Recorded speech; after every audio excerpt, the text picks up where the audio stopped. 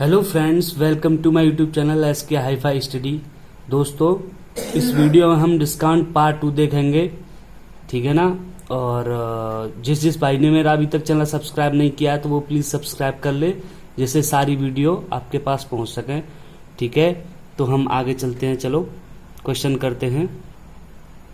इस क्वेश्चन में क्या कह रहा है, रीचा ने कोई वस्तु इसकी सूची मूल्य के 4/5 पर खरीदी, ठीक है ना, तथा इसे सूची मूल्य से 20% अधिक पर बेचा, तो रीचा का लाभ परसेंट क्या था, ठीक है ना। तो इसमें रेशियो दे रखा है ये 4/5, ठीक है ना, 4/5। तो हमारे पास क्या वही तरीका CP SP MRP। अब ये क्वेश्चन में क्या कह रहा है कि सूची मूल्य के, ठीक है ना, 4/5 पर खरीदी, यानी इसका मतलब नीचे क्या है, ये सूची मूल्य, यानी इसका सूची मूल्य अगर 5 है तो उसने कितने में खरीदी, 4 में खरीदी। अगर सूची मूल्य इसका 5 है तो 4 में उसने खरीद ली। तो सूची मूल्य मतलब MRP, तो 5, तो उसने कितने में खरीदी, 4 में। अब फिर आगे क्या कह रहा है, इसे सूची मूल्य से 20% अधिक पर बेचा, तो 20%, इसका मतलब 20/500, 1/5 रेशियो आ गया, ठीक है ना। तो सूची मूल्य से 20%, इसका मतलब ये भी MRP है, यहां पर ये भी MRP था। अगर इसका सूची मूल्य 5 है तो इसने कितने में बेचा, 20% अधिक में बेचा, यानी 1 अधिक में, तो इसका मतलब SP इसका कितना हो गया, 6 हो गया, ठीक है ना। तो हमारे पास CP SP और MRP दोनों में बराबर है, तो इसका मतलब क्या हुआ कि CP 4 SP 6 MRP 5 हो गया, ठीक है ना। अब रीचा का लाभ परसेंट क्या था, तो रीचा का लाभ परसेंट क्या था, 4 में खरीदी थी, 6 में बेची, ठीक है ना। तो कितने का लाभ हुआ, 2 का लाभ हुआ। तो प्रॉफिट परसेंट कितना हो जाएगा, 2 का लाभ, और जो प्रॉफिट और लॉस परसेंट निकाले जाते हैं वो किस पर, CP पर। तो CP कितना है, 4 यहां पर रख लिया, इंटू 100, 2 से ये 2 बार 2 से 50, तो कितना आ गया, 50%। आई होप ये क्वेश्चन समझ में आया होगा दोस्तों। चलो अगला क्वेश्चन देखते हैं। किसी वस्तु का क्रय मूल्य बिक्री मूल्य के लिए उसके अंकित मूल्य का 80% है, ठीक है ना। तो पहले 80% को हम क्या करें, पहले रेशियो में चेंज कर लो, ठीक है ना। तो 80% कितना हो गया, 80/100, 20 चौके 80, 20/500, यानी रेशियो कितना आ गया, 4/5 आ गया। अब यहां पर हमारे पास CP SP और MRP, ठीक है ना।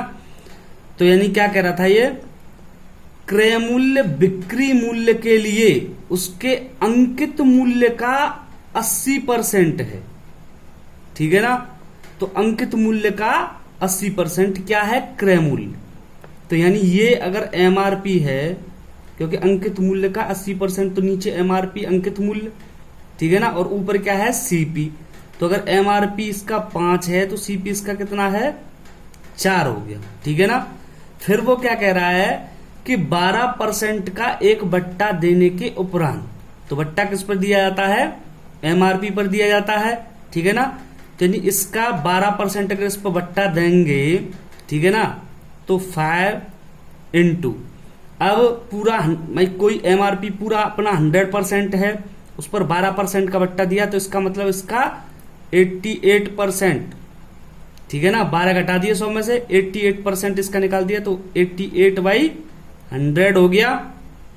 5 से ये 20 बार कट गया, ये 44/10, ठीक है ना।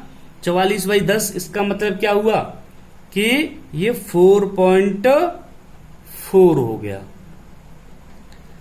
अब आगे क्या कह रहा है, देने के उपरांत व्यापारी का लाभ परसेंट कितना होगा, ठीक है ना।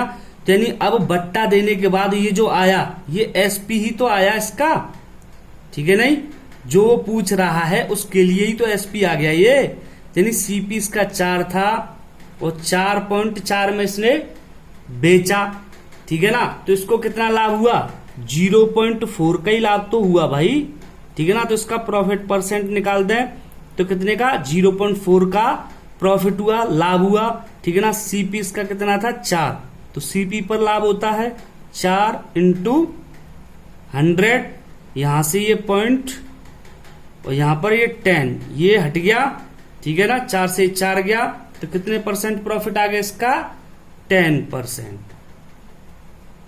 तो आंसर इसका क्या हो गया 10%, ठीक है ना दोस्तों। और अच्छी तरह समझने के लिए पार्ट 1 को जरूर देखना, ठीक है ना। अब अगला क्वेश्चन देखते हैं। एक व्यापारी अपने माल का बिक्री मूल्य क्रय मूल्य से 15% अधिक पर अंकित करता है, ठीक है नहीं। तो सबसे पहले हम परसेंटेज से रेशियो में चेंज कर लेंगे, ठीक है ना। तो 15%, तो 15% इसका मतलब 15/100, 5 तिया 15 और 20 500, यानी इसका रेशियो कितना है 3/20, ठीक है ना। अब वो क्या कह रहा है, अब सबसे पहले हमारा वही सिस्टम CP SP MRP, ठीक है ना। तो ये क्या कह रहा था कि अपने माल का बिक्री मूल्य क्रय मूल्य से 15% अधिक पर अंकित करता है। तो बिक्री मूल्य तो विक्रय मूल्य को भी कहते हैं, ठीक है नहीं। तो काफी सारे लोग क्या इसमें गलती करते हैं कि यानी बिक्री मूल्य एसपी की जगह पर, जैसे एमआरपी इसका 20 है, सॉरी क्या कह रहा था ये कह रहा था क्रय मूल्य से 15% अधिक पर, यानी ये एमआरपी नहीं, सॉरी क्या है सीपी, यानी सीपी इसका कितना है 20, तो अंकित करता है तो इसका मतलब 3 अधिक, तो 20 से 3 अधिक अंकित कर रहा है, तो 20 और 3 23, तो यानी इसका एमआरपी जो है वो 23 होगा, ना के एसपी, ठीक है ना। वह अपने आगे क्या करा, वह अपने माल को अंकित मूल्य से 12% कम पर बेचता है, ठीक है ना। अब 12%, तो 12% इसका मतलब 12/100, 4 × 12 और 25 चौके 100, यानी 3/25 रेशियो हो गया। तो क्या रहा था, अंकित मूल्य से 12% कम। तो अगर इसका अंकित मूल्य, अब यहां पर ये जो एमआरपी अंकित मूल्य अगर इसका 25 है तो यानी 12% कम, यानी 25 से 3 कम, तो इसका मतलब 22, तो 22 में क्या करता है वो बेचता है, ठीक है ना। तो इसका एसपी जो है वो कितना हो गया 22 हो गया। अब हमें एमआरपी सेम करना पड़ेगा, ठीक है ना। तो एमआरपी सेम करेंगे तो इसमें 25 का और इसमें 23 का गुणा कर देंगे, तो इसमें भी 25 का गुणा, तो इसमें भी 23 का गुणा, ठीक है ना। यानी सीपी एसपी और एमआरपी का रेशियो क्या क्या आ जाएगा, 25 दूनी 50, यानी ये 500 आ गया। 23 दूनी 46, 6 4 और 23 दूनी 46 और 4 50, ये 506 आ गया, ठीक है ना। तो फिर वो क्या करा, उसका लाभ परसेंट, तो अब इसकी जरूरत ही नहीं है। लाभ परसेंट इसका मतलब 500 में खरीदी, 506 में बेच दी, तो उसको कितना लाभ हो गया 6 का लाभ हो गया, 6 रेशियो का।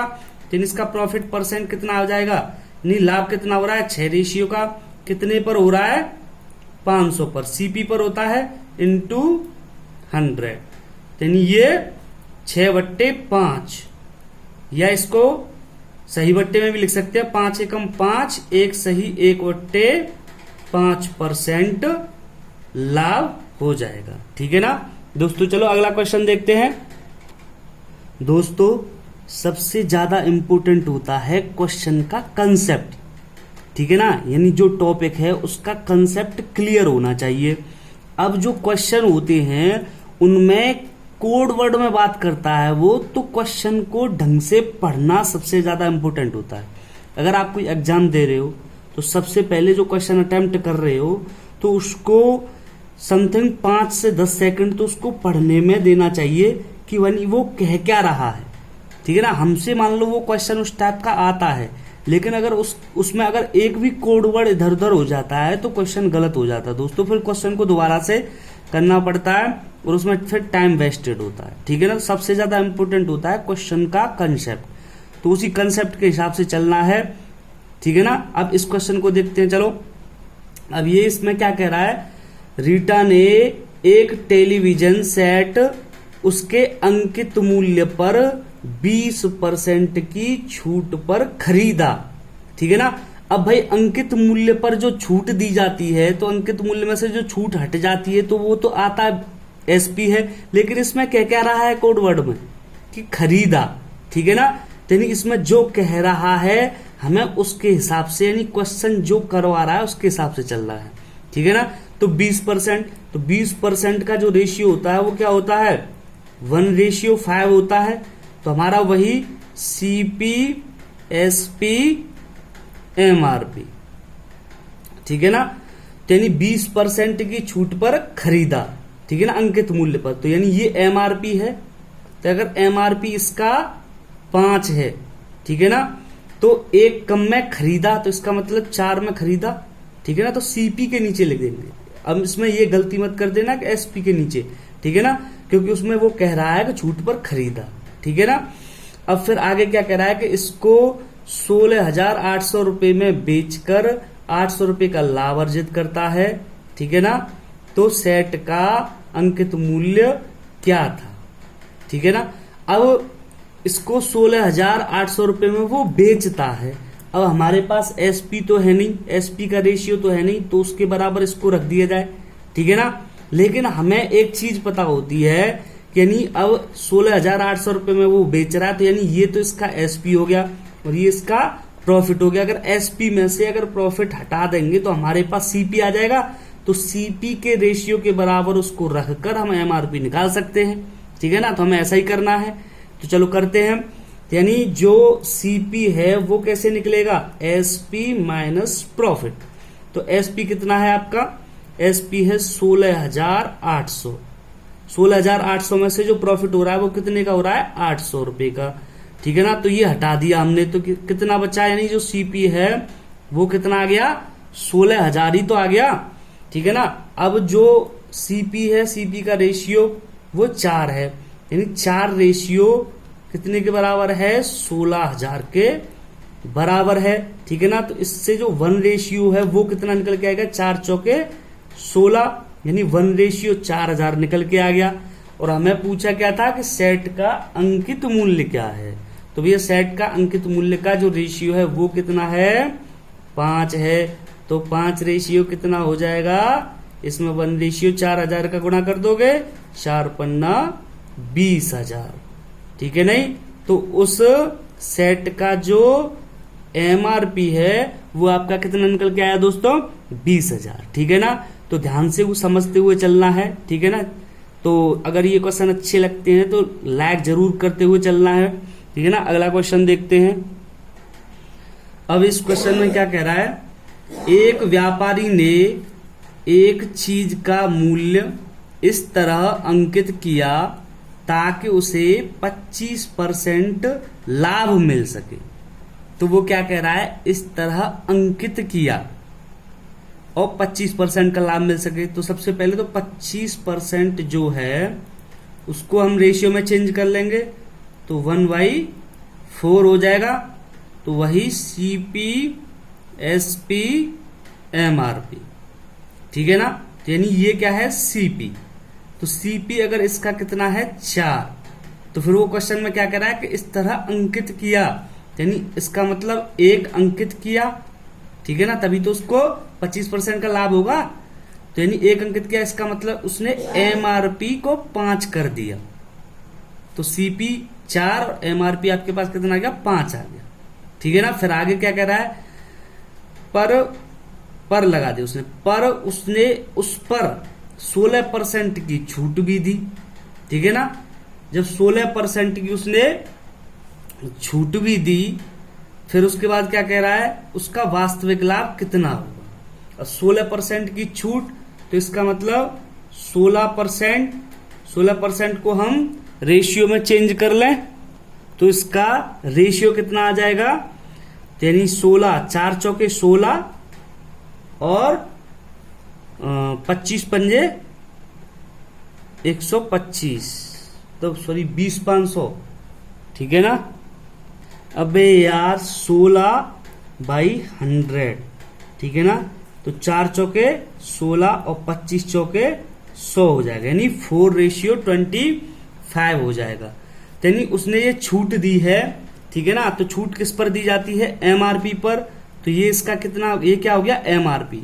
अगर इसका एमआरपी कितना है 25, तो इसने 4 की छूट दी। तो एमआरपी में से छूट को हटा देते हैं तो क्या बचता है? एसपी तो बचता है। तो 25 में से 4 गया तो एसपी कितना आ गया? 21 आ गया। अब भाई एमआरपी को सेम करना पड़ेगा, तो यानी इसमें 5 का गुणा कर दिया, तो इसमें भी 5 का गुणा कर दिया। तो यानी जो सीपी है वो कितना आ गया? 5 चौके 20 आ गया।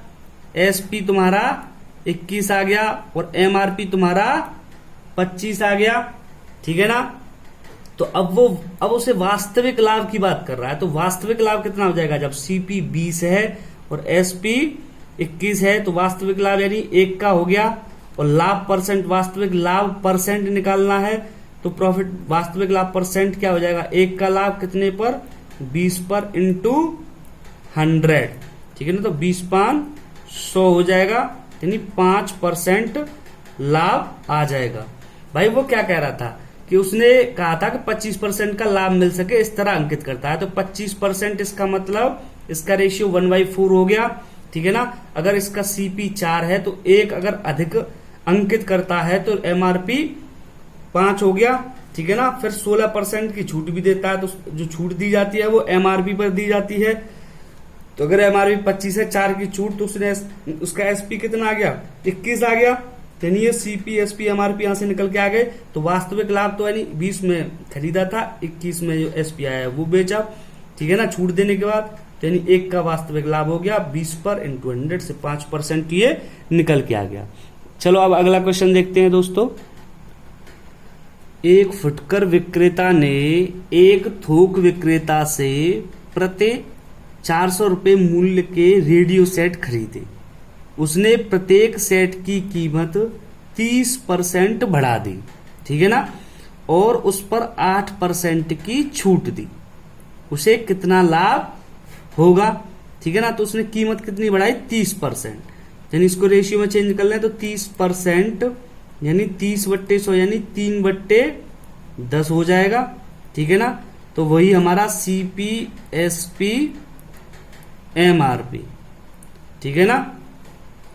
तो यानी 30% बढ़ाई। अगर सीपी 10 था यानी उसने एसपी कितना कर दिया? यानी कीमत बढ़ा दी 30% यानी 3 बढ़ा दी, तो एसपी कितना हो जाएगा? 13 हो जाएगा, ठीक है ना। फिर आगे क्या कह रहा है? और उस पर 8% की छूट भी दी, तो 8%, इसको रेशियो में चेंज कर लें, ठीक है ना। तो जो छूट दी जाती है वो एमआरपी पर दी जाती है। तो 8/100 यानी 4 दूनी 8 और 25 चौके 100 हो जाएगा, यानी 2/25 आ जाएगा ये रेशियो। अच्छा, तो यानी ये छूट जो है वो एमआरपी पर दी जाती है। तो नीचे क्या है? ये एमआरपी।